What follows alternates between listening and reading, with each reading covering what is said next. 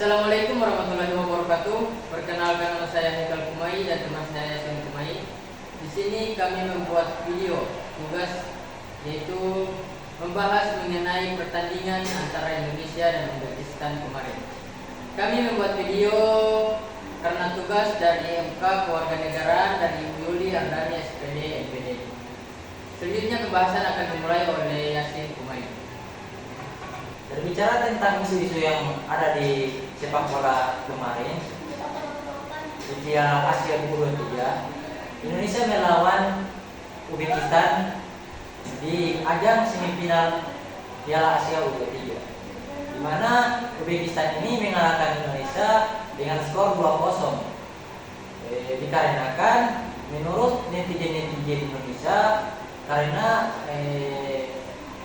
ketidaksimpang siur antara wasit dengan wasit VAR sangat-sangat berat untuk Indonesia. Maka itu Indonesia seringkali tidak terima dengan mengenai tentang wasit VAR itu. Bagaimana tanggapan Haikal tentang wasit VAR ini?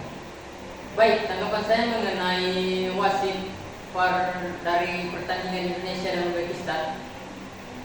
Menurut saya terdapat berbagai kecurangan yang terjadi, di mana pelatih yang memimpin pertandingan dan pelatih VAR.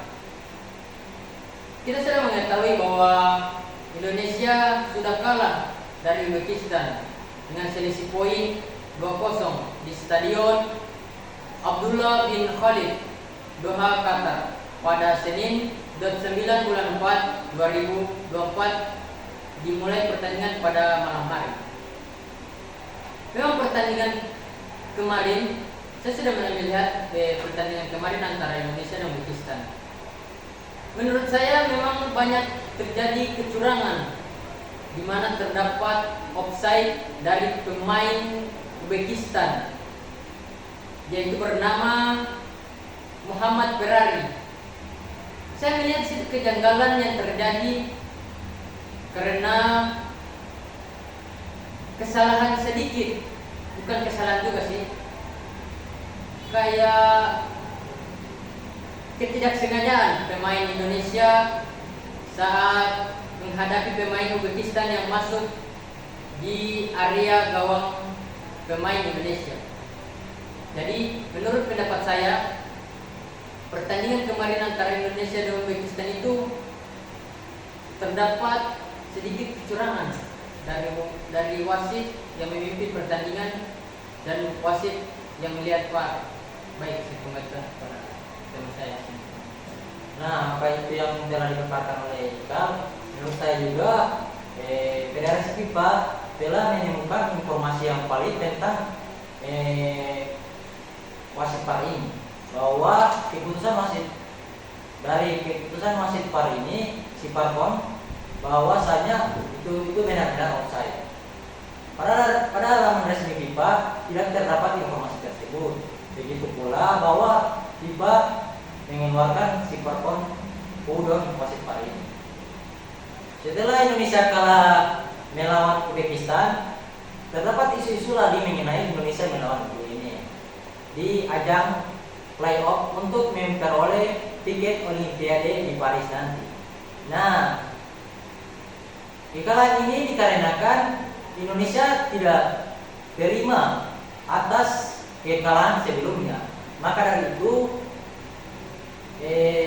netizen Indonesia selalu menghujat pemain maupun pemain lawan, dikarenakan pemain lawan ini terdapat perbedaan antara warna kulit yang kerap kali sering dijadikan bahan untuk melakukan rasisme. Bagaimana tanggapan Haikal tentang netizen Indonesia ini sering-sering melakukan komentar-komentar pedas kepada pemain? Apakah pemain ini selalu menganggap bahwa netizen Indonesia ini benar atau benar-benar buruk, Pak? Oke, baik. Tanggapan saya mengenai netizen yang membuli atau melakukan rasis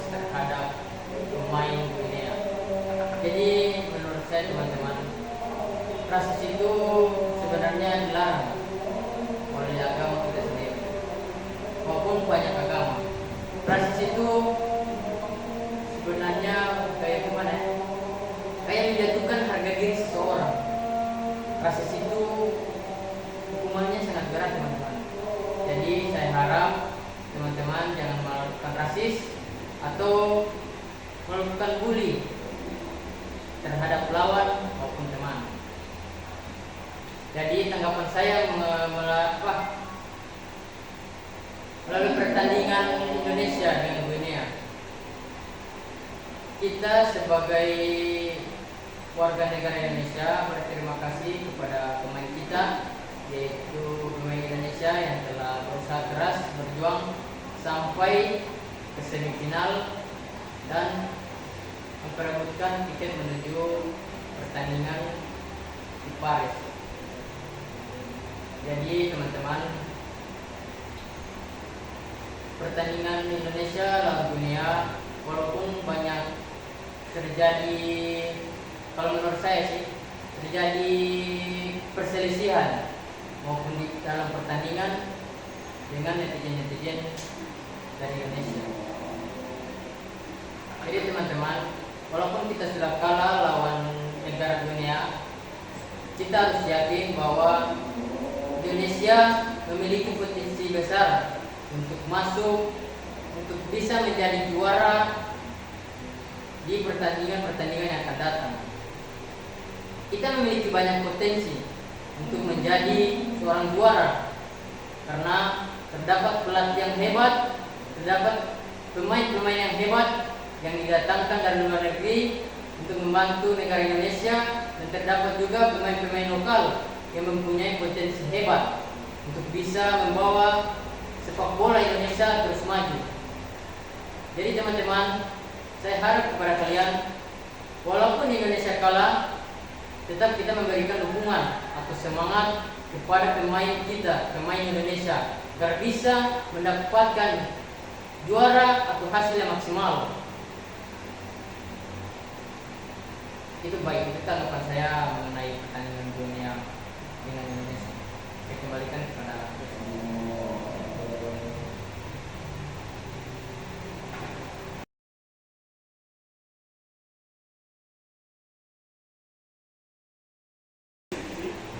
Itulah pendapat kami tentang Piala Asia U23 Indonesia kemarin.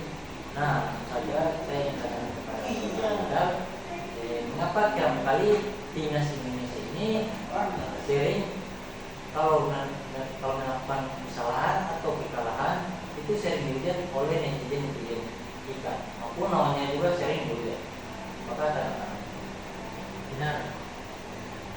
Indonesia seringkali menerima hujatan baik pada pemainnya maupun lawannya ketika mengalami kekalahan.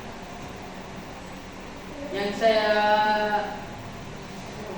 bingung, ketika Indonesia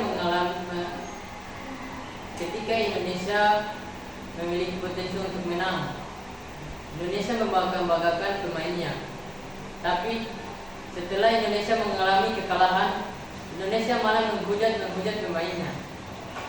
Saya juga heran, kenapa setiap pertandingan kemarin antara Indonesia lawan Pakistan atau Indonesia lawan Guinea, setiap pertandingan itu dimulai, netizen selalu menginginkan kemenangan untuk Indonesia. Betul, kami juga menginginkan kemenangan untuk Indonesia sendiri. Semua orang pasti menginginkan kemenangan untuk negaranya sendiri. Tapi sifat yang ditunjukkan oleh netizen saat melakukan pertandingan, saat terjadi pertandingan antara Indonesia dengan negara-negara lain, saya kurang respect karena mereka selalu menghujat baik pada pemainnya maupun pada lawannya. Memang begitulah sifat manusia. Kita tidak mengetahui sisi baik dan sisi buruk manusia. Pertanyaannya tadi, mengapa Indonesia kalau mengalami kekalahan Ketiganya pasti mempunyai pemainnya atau baik lawannya. Masyarakat Indonesia memiliki ekspektasi tinggi terhadap tim nasional, diinginkan kemenangan dan prestasi. Memang kekalahan itu memicu kekecewaan dan kemarahan yang diluapkan melalui hujatan. Tapi saya harapkan kepada teman-teman, walaupun Indonesia mengalami kekalahan, tetapi kita harus memberikan sifat respect terhadap mereka, karena mereka sudah berjuang dari pertama sampai akhir, membuat sejarah yang baru, masuk ke babak seperempat semifinal. Mereka berjuang keras untuk bisa mendapatkan hasil yang maksimal, namun yang di atas belum bisa memberikan hasil yang diinginkan. Jadi saya harap kepada teman-teman, kita berdoa, berjuang yakin bahwa pemain timnas Indonesia memiliki potensi tinggi untuk menjadi sang juara dan menjadi apa yang diinginkan oleh kita. Baik, terima kasih. Baik teman-teman, tadi kami sudah membahas mengenai isu pertandingan sepak bola Indonesia yang berlaga di Piala U23 kemarin, yang dimana sempat diperbincangkan di media sosial. Saya memiliki satu pertanyaan untuk Yasin Kumai mengenai timnas Indonesia. Menurut Anda, apakah timnas Indonesia memiliki peluang untuk lolos ke Piala Dunia 2026? Peluang timnas Indonesia untuk lolos ke Piala Dunia 2026 sangat kecil, tapi ada kemungkinan Indonesia ini bisa bersaing di dalam Piala Dunia 2026 dikarenakan pertandingan yang kemarin sangat-sangat konsisten dan maksimal. Taktik yang dimainkan oleh pelatih Sintayong ini benar-benar sangat memukau sehingga Indonesia ini bisa bersaing. Untuk bisa bersaing ke Piala Dunia 2026, Indonesia harus menghadapi tim-tim yang kuat seperti Jepang, Korea Selatan, dan Australia. Maka dari itu, timnas Indonesia perlu meningkatkan lagi pembinaan pemain yang lebih baik dan meningkatkan infrastruktur sepak bola dan kompetisi yang secara konsisten.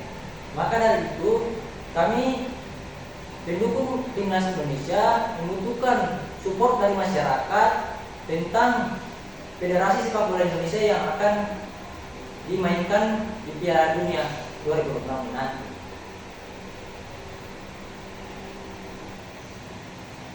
Baiklah, itulah video kami tentang isu sepak bola Indonesia yang sempat diperbincangkan di media sosial pada ajang Piala Asia U23. Apabila ada salah kata mohon dimaafkan. Saya Yasin Kumai. Saya Iqbal Kumai. Sekian dari kami. Wassalamualaikum warahmatullahi wabarakatuh.